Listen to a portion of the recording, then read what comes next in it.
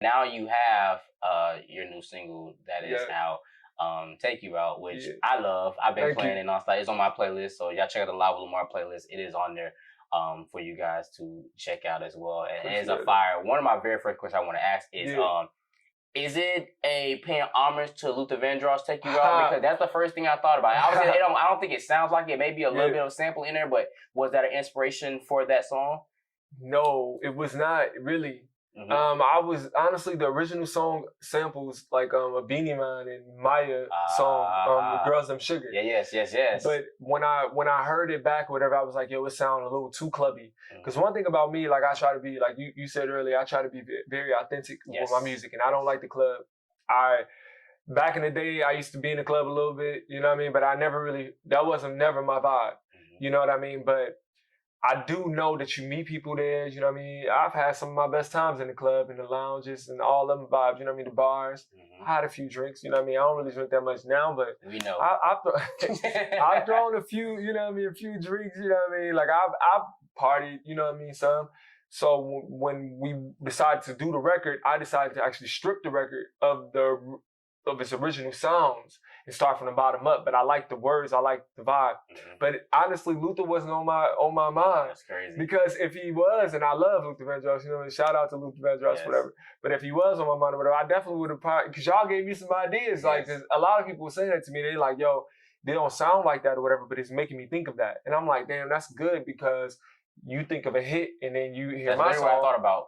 It's like, yo, it's easy for you to digest, because, you know, honestly, people, they like something that they've heard, that they're familiar with. So, you know, that wasn't the vibe at all. And I specifically made sure that I didn't listen to anybody else's song when I was doing it. That's why I stripped the Beanie Man and Maya sample from away from it. Because I was just thinking in my mind, when I created the record, I was just thinking like, we don't really go on dates no more. Like, you know what I mean?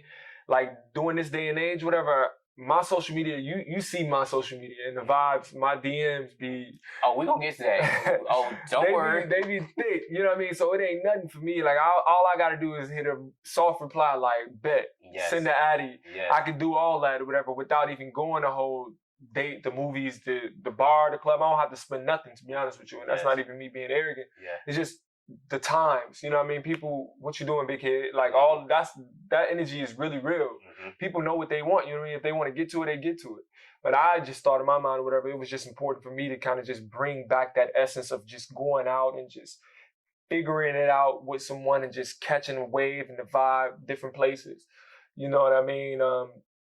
And it's crazy because when I created this song, it wasn't the pandemic, but one of the lines in the song, I say, I don't want to stay at home. And, you know, we was all forced into the stay at home order. So now I'm hoping in 2022 that the pandemic lightens up a little bit or whatever, and that I can have everybody going out to the club, the bar, restaurants, the movies, wherever, bowling, pool, whatever, do your thing, you know what I mean? Like, I just want people to get out, get back social, and just get back to us just living like, you know what I mean, normal citizens. So I just wanted to come out on this first record fun. You know what I mean? And I feel like Take You Out is fun as hell. Like, it's very fun, and the song hit like number 13 on iTunes R&B charts, which is your highest charted song as right now. Your last album hit like number 1 on R&B charts, which is amazing. Congratulations to you for that. I mean, I see, I see your name with The Weeknd. It's like your name is right there with The Weeknd. He never just dropped a dope project, so like that definitely says something about your music and what you're doing and the connections. And I'm glad you brought up some of the lyrics. I kind of want to dive into those just a little bit to see what he meant by them. You know what I mean? I think I kind of know, but I kind of want to see. So the first lyric that popped out in my head was, I want to take you out like a brand new car. Let me put some miles on you. What that mean? Because in my head, I'm thinking, I'm gonna tell you what I think it means. Okay, what you think? What I think it means, I'm thinking, let me show you the world. Let me show you some experiences. Let me do some things that somebody else may not have done for you. Let me, like a car, because a brand new car, you road trip, you're taking it around, you putting some age on it. You getting accustomed to the road. So that's how that line popped out of my head. Well, what does it actually mean? Honestly, you right there, ain't it? See, you know what I mean? I'm good at what I do. You right there on it, G, to be honest with you, because I like to think of, like, you know how when you travel and you fly and whatever, you get frequent flyer miles and things like that or whatever. Like, so in my mind, I'm thinking like, yo, like, I could take you to places that you've never been before. And you know what I mean? I'm gonna put some miles on you. You know, once you pull the car out of the lot or whatever, low key, it loses value. That's what they say. That is what but it is. I feel like with humans it's different. Because I feel like the more you know and the more places you've been or whatever, like your stock get higher. You know what I mean? Like when you can say, yo, I've tasted water here, I've done this, I've did it here, I've done that, I bought something there. It's just something about it. You know what I mean? So that's when I wrote that lyric or whatever. I thought it was just like on some fly, you know what I mean? And no, it is fly, because at the end, let me put some miles on you. I'm going to use that line on somebody. I'm like, hold on, baby, let me put some miles on you. What are you trying to do? Exactly. There was another one you said, bring the party right here, because whatever it is, they need to know that I'm your nigga. Yeah. So I'm thinking like, yo, bring your, I'm trying to show you off. I want you to show me off. I ain't trying to hide you, ain't on that shit. Like, niggas don't know what's fuck going on when we pull up when we're together. That's how I interpret that. Am I right again? 100% right. Boom. Honestly, because I think that, I've learned this, especially from my last relationship, like with This Will Hurt, that album. Mm-hmm. Like I learned just being in different scenarios, just how important it is for people to feel claimed. You know what I mean? Like everybody want to be claimed. Especially nowadays. And don't get me started. Exactly. Mm-hmm. So when I say I'm your nigga, it's just like me, like, affirming that, giving you what you want, like, just let you know I'm yours, you know what I mean? You're mine. And, like, I want to show your friends, your family, whomever you want to know, we going to open this thing up and I'm going to let them know, you know what I mean? You ain't hiding it. I ain't hiding it, you know what I mean? I'm proud of you and I'm proud of you enough to show you off and just to put you in different places where people can recognize and put a stamp, my name next to yours, you know what I mean? So that's what that is. And I love that because there was some recent, I ain't gonna say controversy, but there was a recent comment that media personality Joe Budden made on his podcast about R&B music and R&B artists. And I felt it because a lot of times R&B music nowadays is very milky. You really don't know what is R&B and what's not because it's too poppy, it's too rappy, there's a lot of auto-tune, there's a lot of melodies, a lot of everything. You know what I mean? I can say honestly, and this is not just because that you're here, that with this song, it really feels like R&B. It really gives me that essence. It's real sexy. It's real smooth. It's real like just a vibe. You know what I mean? And one of the comments that he made was, he felt like the male R&B scene is dead. You know what I mean? He mentioned people like Brent Faiyaz and he mentioned the Lucky Days, amazing talents, Giveon. How do you feel about those comments? How do you feel about the state of the male R&B scene at this point? With you being an R&B artist? Yeah, well, I have been gone for a little while, so I get it. Maybe he was just missing Siergio. You know what I mean? I think he is missing Siergio. We need it. It's a wide open field. The ladies are killing the scene. Yeah, for real. Shout out to Summer, shout out to SZA, shout out to Jasmine. Like Jasmine last project, amazing. Yeah, I love it. Like amazing. They're doing the damn thing. Shout out to them. What do you feel like the R&B scene, if anything, that is missing, or do you think it's just kind of like maybe pivoted to a different standard? We have to accept that it's not the Ushers anymore. It's not the old school Chris Brown. It's not the old Trey songs. It's, not the Tyrese's. It's not the Joes. Like, do you feel like it just maybe pivoted from what we were used to? I think that first off, I don't think the male R&B is dead at all because, like you mentioned, those are some great artists. I love Giveon. Yeah. I love Lucky Day, Ro James. Yeah, Ro James. Those are some of my favorite artists. Brent, like Black, like I love all of what those guys contribute, and I think that Miguel, like even Chris Brown hasn't let up. Honestly, you know what I mean? Like he always giving you a vibe and giving you something. But I think that the problem and difference is that I think that outside of the top artists like Chris Brown and things like that or whatever, I think that the platforms are not being utilized to kind of spread out that popularity. I think that female R&B is at a high level state right now just because I think the temperature between people is so high right now. So people want to feel connected to music in a way that's like painful and it's like, or like, you know what I mean? Or it's just really like, yo, you saying what I'm feeling. Like, it's the reason why every time Adele come out, women are just like, I can't wait. Adele is about to come out, or Summer Walker. You be like, yo, I think that that's the difference between male R&B and female R&B. But I'll say, me just being who I am, I've always prided myself on being a person that felt in my music. Yes. You know what I mean? I'm not saying those other guys don't feel, but I think that with me, you feel what I go through, and I think that that's what's missing in R&B, male R&B, and I'm very excited about this next album and just presenting it, because I think that just like my last album, I'm always opening up. You know what I mean? I'm always doing the things that would probably make somebody question me or like wonder, like, is he soft? Like, this soft man? And you know, I think that's all prehistoric and ancient, archaic thinking. You know what I mean? But I thought, I mean, when I was first deciding to become a singer, I've always said to me, authenticity was always going to be something that my music was going to be riddled in, and emotions and feelings. You know what I mean? Growing up, my mom, she was very, very hard because my father passed away when I was such a shorty. Yes. So I really didn't know how to be in touch with my feelings until I grew up and moved out of the house. Because I really didn't see my mom cry that much. You know what I mean? When I did see her cry, it made me sad. You know what I mean? And I really had never been in love before. I had been in different situationships and different relationships until right when you hear that this was her album, you know what I mean? That was the first time that I really felt what it felt like to be like, yo, this is what broken hearted feels like. Yes. This is what it feels like to lose something that you love, or to be without something that you really, really want, and you want to work, but it's not going to work because it's not meant to be. And even accepting that fact gets a little heavy. And I tapped into all those feels. And now with this new album, you figure, you hear what that feels like post that feeling. Yes. Because I feel like as men, like, we all go through different thoughts. Like, yo, like, like, damn, how many times can I keep knocking them down? I want something real. Yes. Or even if you're in a situation where it could be confusing, you be like, yo, maybe I got to draw these lines out for what they are, because it's just like, yo, I'm like, maybe my vibe, my energy is confusing. You know what I mean?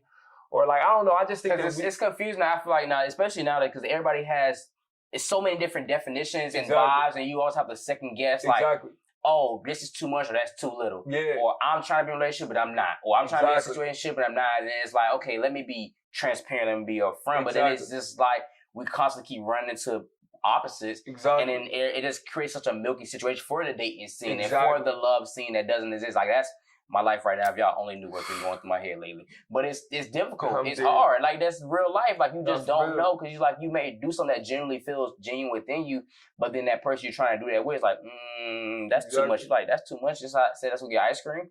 I just said I'll get ice cream. And that's too much. Exactly. And there's so much of that going on. But I think the male music don't reflect that in full. You know what I mean? I think that we definitely are locked into this. I gotta make sure they know I got hella hoes. I gotta lock into this idea that I got hella money.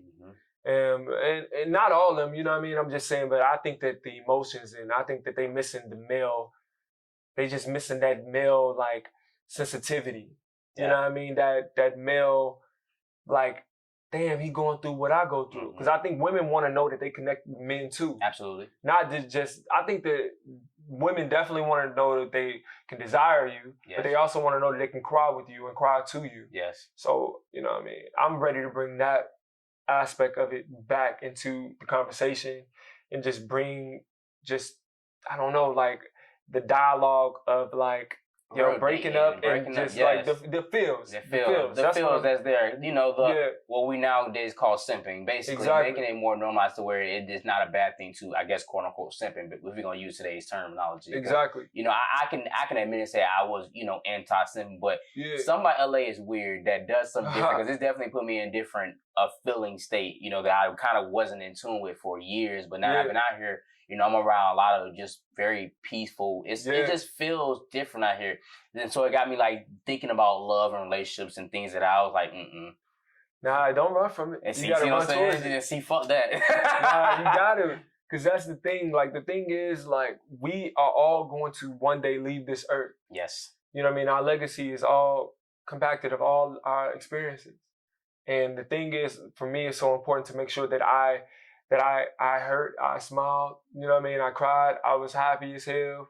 I was just, you know, sometimes lonely. Yeah. Loneliness is one of the things I think that LA will definitely let you know that it's a real thing. Because they say it's the loneliest city, and I think I agree, you know what I mean? Because in a lot of ways, even though you're around a lot of people who are doing the same things that you're doing, there's a lot of ego and, like, yo, everything is good with me. You know what I mean? I'm straight, I'm Gucci, you know what I mean? Woo-woo. Are you really? But you're really not, you know what I mean? So I think that it's important as a creative, even I can say that to you, you know what I mean, that you put content out there that people can connect to and be like, yo, I experienced that too. Because we all trying to get through it, but we got to get through it together. Yes. You know what I mean? So, yeah. Your music, the song, like you said, it hits all that. We already talked about, how genuine you are, and I could tell about even the issues that you are passionate about. We talk about being black and the power of being black, and this video, the Take You Out video, had a beautiful black woman, very beautiful black woman, and especially in the industry, that is something that's that feels like that is always just the light skinned women, and we love all of our women, of course, but it's sometimes feels like our darker skinned women are praised, but you literally, like, this woman was beautiful. I mean, she has the richest dark melanin skin, was just flowing. Like, how important is it to you to just represent the black woman, no matter the shade of, but the black woman in your music and in your videos? Oh yeah, it was so important to me. You know what I mean? Like, when I was doing the casting for this video, like, I had hit up an agent and they had sent me a long list of girls. You know what I mean? And a lot of them was racially ambiguous.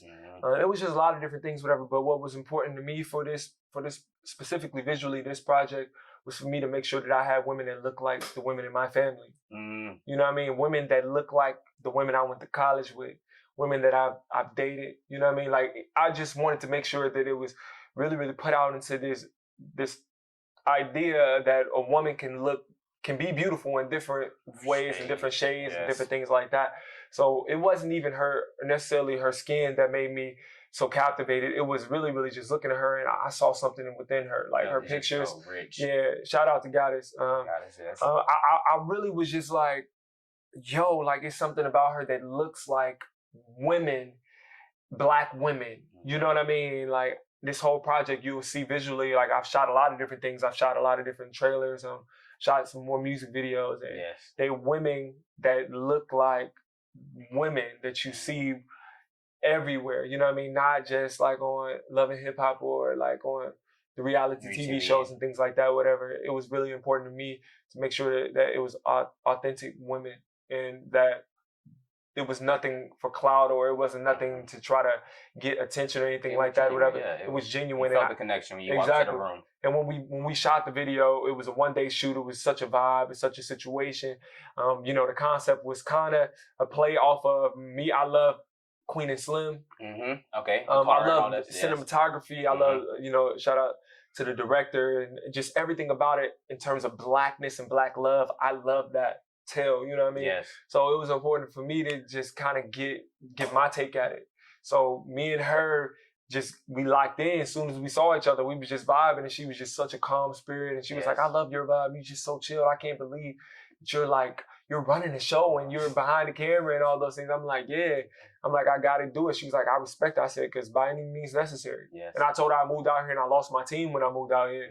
So it's really essentially just me and my creative director. You know what I mean? Arcade, he lives in Atlanta still. But it was just something about us. We was just talking about our dreams and our goals and our aspirations. And it was just like, I just loved working with her. Yeah, and the video was dope. It was amazing. You said it was a one-day shoot? It was a one-day shoot. Did anything go wrong? Because you were on mountains everything. You had the water flowing with the river in the background. It was all perfectly timed. Like, I almost fell. I bet you did, because you was, with the brown suit. Yeah. Yes, I bet. Like, I almost fell. It was great. I was just giving my all. Like, I'm just up there, like, just going hard in these damn Tom Ford shoes that I was like trying to low-key thinking in my mind, like, maybe I could take them back when I get through with them, because they was like $1,200. But then I was like, all the sand was getting on them, you know what I mean? So I'm almost slipping there. Then, to be honest with you, the most of the video that y'all see, we lost like 2 hours for it, because when we got to Malibu, we shot the beginning of the video at the end,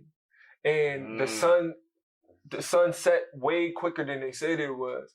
So we end up losing time. So if you watch the very last clip of the video when me and her hugging each other and she's sitting on the trunk, the hood of the car, like, you really see that we're losing time. That's the last shot, because the sun is going away from us. But I feel like it was perfect. It's the end of the video, so it works anyways, because it's like, I was devastated, I'll tell you that. Yeah. I was pissed, because in my mind I'm thinking like, yo, we got so much more of a story to tell. Yeah. But I think that was the big thing there, that the black love was so strong, and the dynamic between me and her was so strong, whatever, that nobody would have ever noticed that, because the job was done. It was, this whole project, you're going to feel that black love, me playing that up, and just the richness of of Black people loving on each other. So yeah, there's a lot of that. Yeah, make sure y'all check out the Take You Out video. It's streaming on all platforms right now. Video, visuals, all of that is on YouTube. So I would definitely say check it out. It has been on repeat. It's been amazing. I know you are excited for it. So yeah, congrats to you on that, man. Appreciate that, bro.